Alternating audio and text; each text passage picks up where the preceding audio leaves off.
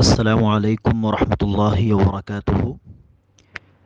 கணித்திற்குரியவர்களே, அர்பஈன் நவவியின் 15ஆம் ஹதீஸ். இந்த ஹதீஸை அபூ ஹுரைரா ரலியல்லாஹு அன்ஹு அவர்கள் அறிவிக்கிறார். நபிகள் நாயகம் ஸல்லல்லாஹு அலைஹி வஸல்லம் அவர்கள் கூறினார்கள், மன் கான யுமினு பில்லாஹி வல் யௌமில் ஆஹிர் ஃபல்யகுல் கைரன் அவு லியஸ்முத்.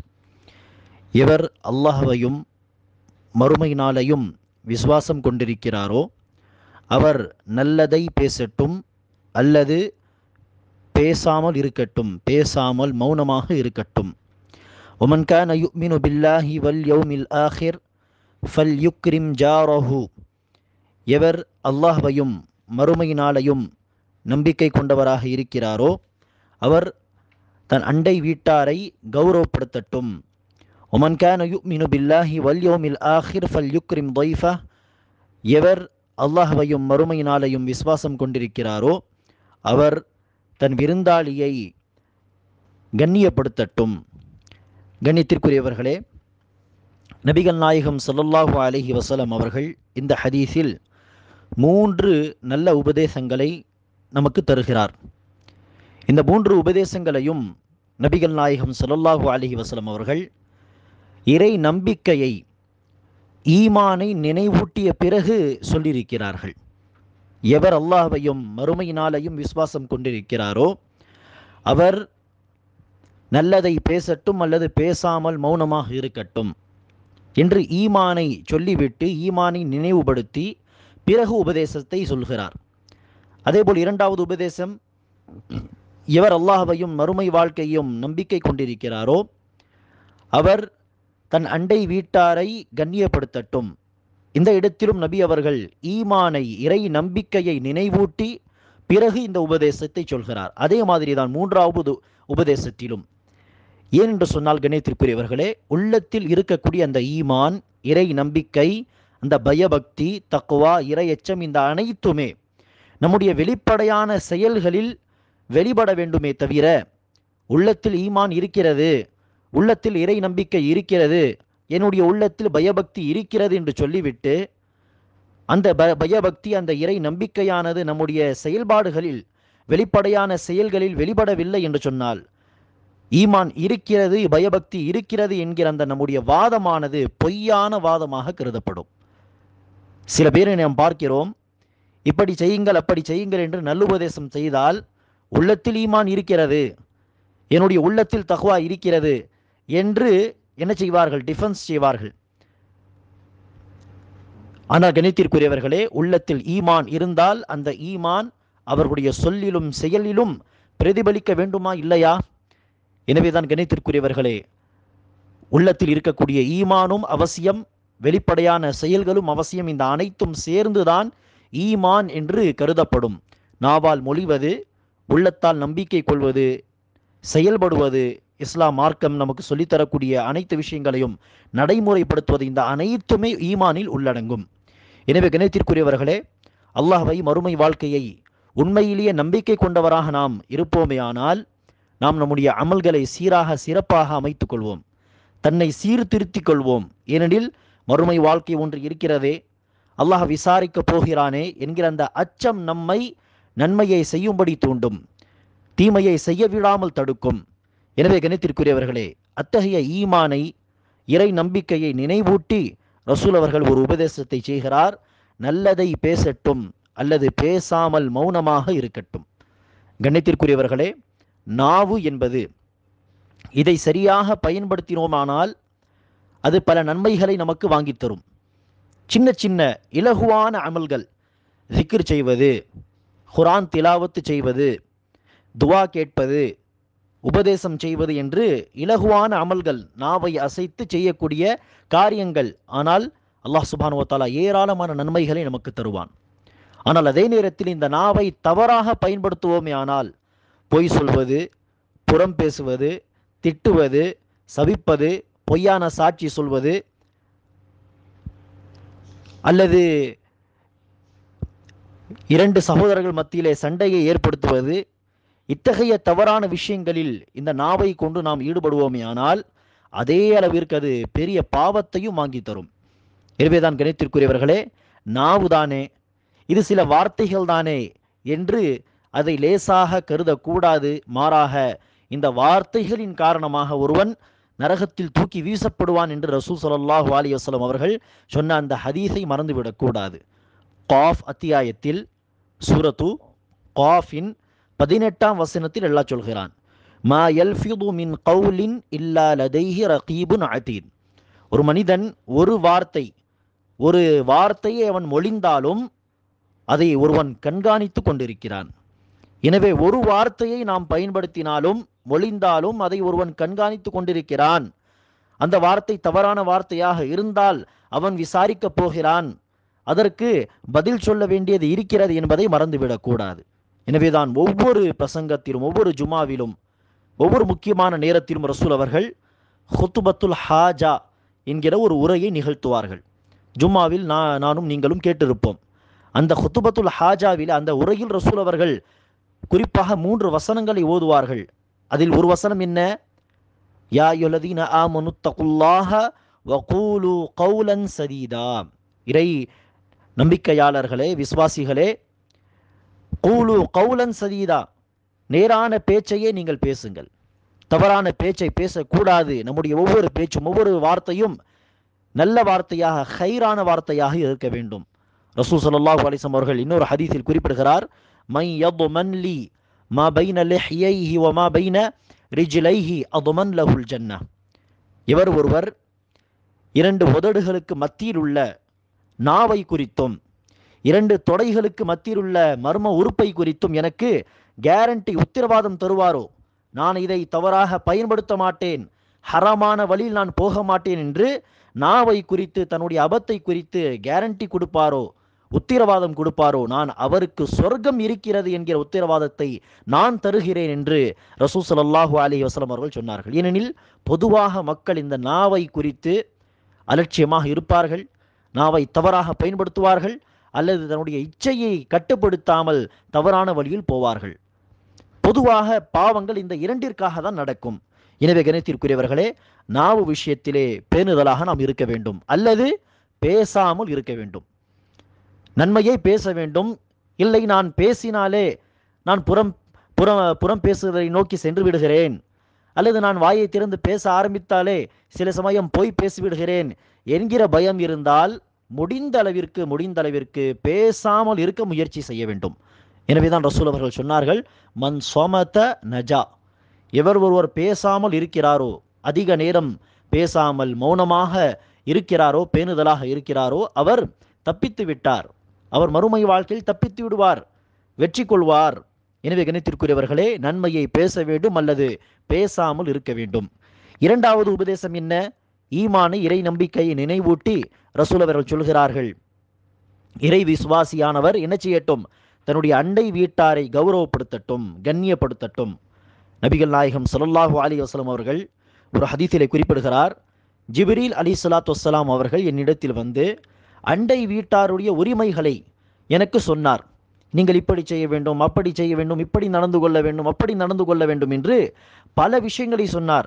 எந்த அளவிற்கு என்று சொன்னால், இறுதியில் ஜிப்ரீல் அலைஹிஸ்ஸலாத்து வஸ்ஸலாம் அவர்கள் அண்டை வீட்டாருக்கு உங்களுடைய சொத்திலும் உரிமை இருக்கிறது என்று சொல்லிவிடுவாரோ என்று நான் நினைத்தேன். அந்த அளவிற்கு உரிமைகளை சொல்லிக்கொண்டே போனார் என்று ரசூல் ஸல்லல்லாஹு அலைஹி வஸல்லம் அவர்கள் சொல்கிறார்கள். இந்த சுருக்கமான இந்த ஸ்டேட்மெண்ட், ரசூலுடைய இந்த சுருக்கமான இந்த கூற்றே எந்த அளவிற்கு அண்டை வீட்டார் குறித்து நாம் கவனமாக இருக்க வேண்டும், நல்ல முறையில் பழக வேண்டும், எத்தகைய நல்லொழுக்கங்களை கொண்டு கையாள வேண்டும் என்பதை நம்மால் புரிந்து கொள்ள முடியும். ரசூல் ஸல்லல்லாஹு அலைஹி வஸல்லம் அவர்கள் தன் வீட்டு மக்களை பார்த்து சொல்கிறார்கள், வீட்டில் நல்ல ஒரு குழம்பை சமைத்தீர்களே ஆனால் அதில் சிறிதளவு தண்ணீரை கலந்தாவது என்ன செய்யுங்கள், அண்டை வீட்டாருக்கும் கொடுத்து அனுப்புங்கள் என்று ரசூல் அவர்கள் சொன்னார்கள். எனவே சந்தோஷமான நேரங்களில், மகிழ்ச்சியான நேரங்களில் எல்லாம் அண்டை வீட்டாரோடு என்ன செய்ய வேண்டும்? அந்த மகிழ்ச்சியை பகிர்ந்து கொள்ள வேண்டும். கணித்திற்குரியவர்களே, சலஃபுமார்கள், நம்முடைய முன்னோர்கள் இந்த விஷயத்தில் எந்த அளவிற்கு பேணுதலாக இருந்திருக்கிறார்கள் என்று பாருங்கள்.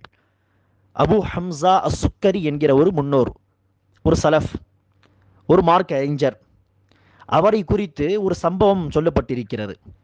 அபு ஹம்சா அஸ்-சுக்கரி ரஹிமஹுல்லா அவர்களுடைய அண்டை வீட்டார் தன்னுடைய வீடை விற்க விரும்புகிறார். அப்போது மக்கள் வந்து பார்க்கிறார்கள், விலை பேசுகிறார்கள். அப்போது வீட்டுக்கு என்ன விலை என்று சொல்லி ஒருவர் கேட்க, இவர்கள் 2000 மன்னிக்கவும் 4000 திர்ஹமுகள் என்று சொன்னார். என்னுடைய இந்த வீட்டுக்கு விலை என்ன? 4000 வெள்ளி காசுகள் என்று சொல்ல, வந்த நபர், அந்த வீட்டை பார்த்த அந்த நபர் சொல்கிறார், இந்த வீட்டை பார்த்தால் 2000 திர்ஹம் கொடுத்தால் போதுமானது என்று நான் நினைக்கிறேன். ஆனால் நீங்கள் அப்படியே 2 மடங்கு கூட்டி 4000 திர்ஹம் என்று சொல்கிறீர்களே என்று சொன்னபோது அபு ஹம்சா சுக்கரி ரஹிமுல்லா அவர்களுடைய அண்டை வீட்டார் சொன்னார்கள், ஆம், நீங்கள் சொல்வது சரி. நான் என்னுடைய வீட்டிற்கு 2000 திர்ஹம் 2000 வெள்ளி காசுகள் தான் விலை கொடுத்துள்ளேன். ஆனால் கூடுதலாக நான் 2000 திர்ஹம் சொன்னது எதற்காக என்று சொன்னால், அபு ஹம்சா சுக்கரி என்கிற மிக சிறந்த ஒரு அண்டை வீட்டாரை நான் உங்களுக்காக விட்டு செல்கிறேனே, அதற்காக டபுள் மடங்கு 2 மடங்கு நான் காசை வாங்குகிறேன் என்று சொன்னார். எனவே யோசித்து பாருங்கள், எந்த அளவிற்கு சிறந்த ஒரு அண்டை வீட்டாராக அவர் இருந்திருப்பார். எனவேதான் ரசூல் ஸல்லல்லாஹு அலைஹி வஸல்லம் அவர்கள் குறிப்பிடுகிறார்கள், உங்களில் சிறந்த அண்டை வீட்டார் யார் என்று சொன்னார். யார் தன்னுடைய அண்டை வீட்டாரோடு சிறந்த முறையில் நடந்து கொள்கிறாரோ அவர்தான் உங்களில் சிறந்தவர். கணித்திற்குரியவர்களே, சலஃப்மார்களில் ஒருவருடைய வீட்டில் அதிகம் எலிகள் இருந்தன. என்ன செய்வது, என்ன தீர்வு என்று சிலரிடத்தில் மஷ்வரா கேட்ட பொழுது ஒரு நபர் சொன்னார்கள், வீட்டில் பூனையை நீங்கள் வளர்த்தீர்களே ஆனால் இந்த எலிகள் எல்லாம் வீட்டை விட்டு ஓடி சென்றுவிடும், வெளியே சென்றுவிடும். அதற்கு அவர் சொன்னார்கள், இல்லை, நான் இப்படி செய்ய மாட்டேன். எதற்கு இப்படி செய்ய மாட்டீர்கள் என்று கேட்க அவர் சொன்னார்கள், நான் வீட்டில் பூனையை வளர்த்தால் என் வீட்டை விட்டு வெளியேறிவிடும் என்று சொன்னால், வெளியேறி அது எங்கு செல்லும், எங்கு போகும்? நிச்சயமாக பக்கத்து வீட்டிலே, அண்டை வீட்டாரிலே அது உள்ளே போகும். எனவே கண்ணியத்திற்குரியவர்களே, எந்த அளவிற்கு இந்த சலஃபுமார்கள் நம்மால், நம்முடைய நாவாலோ கருத்தாலோ, நம்முடைய ஏதோ ஒரு நடத்தையின் காரணமாகவோ அண்டை வீட்டார்களுக்கு எந்த ஒரு பாதிப்பும் துன்பமும் நேர்ந்துவிடக் கூடாது என்கிற விஷயத்திலே எந்த அளவிற்கு தெளிவாக இருந்திருக்கிறார்கள் என்பதை யோசித்து பார்க்க நாம் கடமைப்பட்டிருக்கிறோம். இன்று நம்மில் எத்தனை பேர் என்ன செய்கிறோம், வீட்டை சுத்தப்படுத்திவிட்டு அந்த குப்பையை எல்லாம் அண்டை வீட்டார் வீட்டுக்கு முன்னாடி சென்று போட்டு விடுவது, அல்லது அண்டை வீட்டாருடைய நிலைமையை எல்லாம் கருதாமல், அதை பற்றியெல்லாம் கவலைப்படாமல் சத்தம் போடுவது. சில வீடுகளில் பார்க்கிறோம், அந்த டிவி பார்க்கலாமா கூடாதா என்கிற ஒரு சர்ச்சையான விஷயம். ஆனால் அத்தகைய இதுவில் அதிக வால்யூமை யூஸ் பண்ணி, அதிக வால்யூமை வைத்து மியூசிக் கேட்பது, அண்டை வீட்டாருக்கு என்ன கஷ்டமாகவும் அதையெல்லாம் யோசித்து பார்க்காமல் இப்படி பல விஷயங்கள் இருக்கின்றன. அதை பற்றியெல்லாம் நாம் என்ன செய்ய வேண்டும், கவலைப்பட வேண்டும். அதையெல்லாம் கவனத்தில் வைத்து செயல்பட வேண்டும். இந்த விஷயத்திலே தெளிவாக இருக்க வேண்டும். கணித்திற்குரியவர்களே, அண்டை வீட்டார் என்று சொன்னால் யார்? ஒரு அறிவிப்பிலே ரசூல் ஸல்லல்லாஹு அலைஹி வஸல்லம் அவர்கள் சொன்னதாக 40 வீடுகள், வலது பக்கம் இடது பக்கம் என்று சொல்லி 40 வீடுகள், இந்த அனைத்துமே அண்டை வீட்டார்கள் என்று சொன்னதாக ஒரு அறிவிப்பு இருக்கிறது. இந்த அறிவிப்பும் பிரபலமாக இருக்கிறது. பலர் சொல்வதாக நீங்களும் கேட்டிருக்கலாம். ஆனால் அந்த அறிவிப்பு கணித்திற்குரியவர்களே பலவீனமான ஒரு அறிவிப்பு. அந்த பலவீனமான அறிவிப்பின் அடிப்படையில் என்ன செய்ய முடியாது, 40 வீடுகள் அண்டை வீட்டார்களாக கருதப்படுவார்கள், எனவே இவர்களை நீங்கள் கவனித்துக் கொள்ள வேண்டும் என்று இந்த விஷயத்தை உங்கள் மீது கடமையாக்க முடியாது, பலவீனமான அறிவிப்பின் அடிப்படையில். எனவேதான் ரசூல் ஸல்லல்லாஹு அலைஹி வஸல்லம் அவர்கள் பொதுவாக அண்டை வீட்டாரை கண்ணியப்படுத்த வேண்டும் என்று பொதுவாக சொல்லிவிட்டார். அந்தந்த காலத்தில் அந்தந்த சூழ்நிலையில் அண்டை வீட்டார் என்று அந்த கால மக்கள் யாரை கருதுவார்களோ அவர்களோடு இவர்கள் என்ன செய்ய வேண்டும், இந்த காரியங்களை எல்லாம் அவர்கள் செய்து வர வேண்டும். எனவே இந்த காலகட்டத்தில் உதாரணத்திற்கு வலது பக்கம் 2 வீடு, இடது பக்கம் 2 வீடு, இந்த இரண்டு வீடுகளை தான் அண்டை வீட்டார்களாக இந்த கால மக்கள் கருதுகிறார்கள் என்று சொன்னால், ஆம், அந்த 4 வீட்டு மக்கள் தான் அண்டை வீட்டார்கள். எனவே ஏதாவது நீங்கள் வீட்டில் நல்லதை சமைத்தால் அந்த 4 வீடுகளுக்கு கொடுத்து அனுப்பினால் இன்ஷா அல்லாஹ் போதுமானது, இந்த ஹதீஸ் பிரகாரம் நீங்கள் அமல் செய்து விட்டீர் என்பது அர்த்தமாகும். அல்லது ஒரு ஊரிலே ஏதோ ஒரு இடத்தில் 10 வீடுகள் வரை, அல்லது முழு ஒரு சந்தையே, அந்த சந்தில் வரக்கூடிய அனைத்து வீடுகளையும் அண்டை வீட்டார்களாக கருதுகிறார்கள் என்று சொன்னால் அந்த அனைத்து வீடுகளும் அண்டை வீட்டார்களாக கருதப்படுவார்கள். எனவே அந்தந்த காலத்துக்கு ஏற்ப, பழக்கத்திற்கு ஏற்ப இந்த விஷயத்தை புரிந்து கொள்ள வேண்டும். எனவே 40 வீடுகள் என்று இப்படி ஒரு பலவீனமான அறிவிப்பின் அடிப்படையில் இப்படி நிர்ணயித்து சொல்ல முடியாது. அடுத்ததாக கணித்திற்குரியவர்களே, ஈமானை, இறை நம்பிக்கையை நினைவூட்டி ரசூல் அவர்கள் செய்த இன்னொரு உபதேசம் என்ன? எவர் இறை விசுவாசியாக இருக்கிறாரோ அவர் என்ன செய்யட்டும், தன்னுடைய விருந்தாளியை கண்ணியப்படுத்தட்டும். இப்ராஹிம் அலைஹிஸ்ஸலாத்து வஸ்ஸலாம் அவர்களை பற்றி அறிவிக்கப்பட்டிருக்கிறது. விருந்தாளி இல்லாமல், அவரோடு சேர்ந்து உட்கார்ந்து சாப்பிடக்கூடிய ஒரு விருந்தாளி இல்லாமல் அவர்கள் சாப்பிடவே மாட்டார்கள். மேலும் கண்ணியத்திற்குரியவர்களே, இந்த விருந்தாளிகளை கண்ணியப்படுத்த வேண்டும் என்று சொன்னால் என்ன? பேச்சால் கண்ணியப்படுத்துவது, அவர்கள் நம் வீட்டில் வந்து தங்கினால் அந்த நேரத்தில் கண்ணியப்படுத்துவது. நபிகள் நாயகம் ஸல்லல்லாஹு அலைஹி அவர்கள் முஸ்லிம் ஷரீஃபின் ஒரு ஹதீஸிலே குறிப்பிடுகிறார், ஒரு விருந்தாளி வீட்டிற்கு வந்து தங்கினால் முதல் நாள் அவருக்காக என ஒரு சிறந்த உணவை சமைத்து தருவது அவசியம். இது அந்த விருந்தாளியுடைய உரிமை, இது உங்கள் மீது கடமை. எனவே முதல் ஒரு நாள் 2 வேளையோ அல்லது 3 வேளையோ அவருக்காக என ஏதாவது ஒரு ஸ்பெஷலாக ஒரு சமைத்து அவருக்காக வைப்பது அவசியம். அடுத்த 2 நாட்கள், அதாவது இரண்டாவது நாள் மற்றும் 3வது நாள் நீங்கள் சாப்பிடுவதையே, பொதுவாக நீங்கள் சாப்பிடுவதையே அந்த விருந்தாளிக்காகவும் நீங்கள் கொடுக்க வேண்டும். இந்த 3 நாட்கள், முதல் ஒரு நாள், 2வது நாள், 3வது நாள், அதில் முதலாவது ஒரு நாள் அவருக்காக என்று தனி ஒரு சமையல், அவருக்காக என சில நல்ல ஏற்பாடுகள். 2வது நாளும் 3வது நாளும் நீங்கள் சாப்பிடக்கூடியதை அவருக்கும் கொடுக்க வேண்டும். இப்படி இந்த 3 நாட்கள் அந்த விருந்தாளியுடைய உரிமை என்று ரசூல் அவர்கள் சொன்னார்கள். 3 நாட்கள் இது விருந்தாளியுடைய உரிமையாகும். நீங்கள் இந்த உரிமை அவருக்கு கொடுத்தே ஆக வேண்டும். 3 நாட்கள் முடிந்த பிறகு அதைவிட அதிகமாக அவர்கள் தங்கியிருந்தால் அந்த காலகட்டத்தில் நீங்கள் அவருக்கு கொடுக்கக்கூடிய உணவு, இந்த அனைத்துமே சதகாவாக கருதப்படும். அதில் அல்லாஹ் சுப்ஹானஹு வ தஆலா சதகாவில் என்ன நன்மையை தருகிறானோ அந்த நன்மையை அல்லாஹ் உங்களுக்கு தருவான் என்று நபிகள் நாயகம் ஸல்லல்லாஹு அலைஹி வஸல்லம் சொன்னதாக முஸ்லிம் ஷரீஃபிலே இந்த ஹதீஸ் பதிவு செய்யப்பட்டிருக்கிறது. மேலும் கண்ணியத்திற்குரியவர்களே, நபிகள் நாயகம் ஸல்லல்லாஹு அலைஹி வஸல்லம் அவர்களுடைய ஒரு சுன்னத், அவருடைய ஒரு வழிமுறை என்னவென்று சொன்னால், விருந்தாளி வீட்டை விட்டு வெளியேறும் பொழுது நபிகள் நாயகம் ஸல்லல்லாஹு அலைஹி வஸல்லம் அவர்கள் வாசல் வரை, கதவு வரை அந்த விருந்தாளியை சென்று விட்டு வருவார்கள். இது நபிகள் நாயகம் ஸல்லல்லாஹு அலைஹி வஸல்லம் அவர்களுடைய அழகான ஒரு சுன்னத்தாக இருந்திருக்கிறது. எனவே எப்படியெல்லாம் அந்த விருந்தாளியை கண்ணியப்படுத்த முடியுமோ அதையெல்லாம் என்ன செய்ய வேண்டும்? பயன்படுத்த வேண்டும். பேச்சால், நம்முடைய மற்ற காரியங்களால் அவரை கண்ணியப்படுத்துவது கட்டாய கடமை. கண்ணியத்திற்குரியவர்களே, சஹாபா பெருமக்கள் இப்படி இருந்தார்கள். ஒரு பிரபலமான ஒரு சம்பவம், அபூ தல்ஹா ரலியல்லாஹு அன்ஹு அவர்களை குறித்து.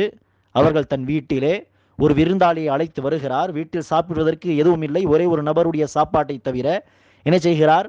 அந்த ஒரு நபருடைய சாப்பாடை அந்த விருந்தாளிக்கு கொடுத்துவிட்டு தானும் எதையும் சாப்பிடவில்லை, மனைவியும் சாப்பிடவில்லை, குழந்தைகளுக்கும் சாப்பாடு கொடுக்கவில்லை. எனவே விளக்கை அணைத்துவிட்டு ஏதோ அவர்களும் உட்கார்ந்து சாப்பிடுவது போல் நடித்துவிட்டு அந்த விருந்தாளிக்கு மட்டுமே என்ன செய்கிறார்கள்? ஒருவேளை சாப்பாடை அந்த விருந்தாளிக்கு கொடுத்து முடித்து விடுகிறார்கள். அல்லாஹ் சுப்ஹானஹு வ தஆலா இவர்களை குறித்து ஹஷர் அத்தியாயத்தின் 9ஆம் வசனத்தை இறக்கி வைத்தான். அது அல்லாஹ் சொல்கிறான், வயுசிரூன அலா அன்ஃபுஸிஹிம் வலவ் கான பிஹிம் ஹஸாஸா. இவர்களுக்கு சில தேவைகள் இருந்தாலும் இவர்கள் என்ன செய்கிறார்கள்? தன் மீது பிறருக்கு முன்னுரிமை தருகிறார்கள். எனவே இவர்கள் சாப்பிடாமல் இருந்து விருந்தாளிக்கு சாப்பாடை கொடுத்தார்களே. அபூ தல்ஹா ரலியல்லாஹு அன்ஹு, அல்லாஹ் அவர்களை புகழ்ந்து இந்த வசனத்தை இறக்கி வைத்ததாக ரசூல் ஸல்லல்லாஹு அலைஹி வஸல்லம் அவர்கள் அடுத்த நாள் அந்த சஹாபியை அழைத்து சொன்னார்கள். எனவே கண்ணியத்திற்குரியவர்களே, இப்படிப்பட்ட அழகான உபதேசங்களை பின்பற்றி விருந்தாளிகள் வந்தால் சந்தோஷப்பட வேண்டும். விருந்தாளிகள் வந்தால் அல்லாஹ் நமக்கு பர்க்கத்தை தருவான், ரஹ்மத்தை தருவான் என்று நம்ப வேண்டுமே ஒழிய என்ன செய்யக்கூடாது? விருந்தாளிகள் வந்தால் முகத்தை சுளித்துக் கொள்வது, வந்து விட்டார்களே என்று நினைப்பது, ஏதோ அவர்கள் வந்தால் நம்முடைய ரிஸ்க் குறைந்துவிடும் என்றெல்லாம் பயப்படுவது, இது அறவே கூடாது. இது இஸ்லாம் நமக்கு சொல்லித்தரக்கூடிய நல்லொழுக்கங்களுக்கு அப்படியே முரணான விஷயங்களாக இருக்கிறது. ஆனால் அதே நேரத்தில் கணித்திருக்கிறவர்களே, வரக்கூடிய விருந்தாளி அல்லது நானும் நீங்களும் விருந்தாளியாக ஒரு இடத்திற்கு நாம் செல்வோமே ஆனால் நாம் கடைபிடிக்க வேண்டிய விஷயம் என்ன? இந்த ஹதீஸும் முஸ்லிம் ஷரீஃபிலே பதிவு செய்யப்பட்டிருக்கிறது. ரசூல் ஸல்லல்லாஹு அலைஹி வஸல்லம் அவர்கள் சொன்னார்கள், ஒரு விருந்தாளி நீண்ட நாட்கள் ஒருவருடைய வீட்டில் தங்குவது அந்த விருந்தாளிக்கு அனுமதிக்கப்படாத ஒன்று. ஒருவருடைய வீட்டில் நினைச்சக்கூடாது ஒரு விருந்தாளி பல நாட்கள் நீண்ட காலகட்டம் தங்கக்கூடாது. இப்படி தங்கி அந்த வீட்டில் இருக்கக்கூடியவரை பாவத்தில் போட்டுவிட வேண்டாம். எனவே பல நாட்கள் தங்கினால் விருந்தாளியை குறித்து எதை யோசிக்க கூடாதோ அதையெல்லாம் அவர்கள் யோசிக்க தொடங்கி விடுவார்கள். இப்போ இவன் எப்போ கிளம்பி போக போறானோ, இப்படிப்பட்ட யோசனைகள் வந்துவிடும். எனவே கண்ணியத்திற்குரியவர்கள், ரசூல் அவர்கள் சுருக்கமாக என்ன சொல்கிறார்கள்? அந்த வீட்டுக்காரர்களை பாவத்தில் போட்டு விடாமல் இருக்க ஒருவர் என்ன செய்ய வேண்டாம்? ஒரு விருந்தாளி பல நாட்கள் நீண்ட காலகட்டம் ஒருவருடைய வீட்டில் தங்க வேண்டாம் என்று ரசூல் அவர்கள் சொல்லியிருக்கிறார். எனவே கணித்திற்குரியவர்களே, இத்தகைய அழகான உபதேசங்களை, இஸ்லாம் என்பது ஒரு அழகிய மார்க்கம். ஒரு மனிதன் ஒட்டுமொத்த வாழ்க்கையை எவ்வாறு அமைத்து கொள்ள வேண்டும் என்று சொல்லித்தரக்கூடிய ஒரு வாழ்க்கை நெறியாக இருக்கிறது. எனவே இத்தகைய அழகான வழிகாட்டல்களை பின்பற்றக்கூடிய நன்மக்களாக நாம் இருக்க வேண்டும். அல்லாஹ் சுப்ஹானஹு வ தஆலா எனக்கும் உங்களுக்கும் அந்த வாக்கியத்தை தந்தருள் புரிவானாக. அஸ்ஸலாமு அலைக்கும் வரஹ்மத்துல்லாஹி வபரகாத்துஹு.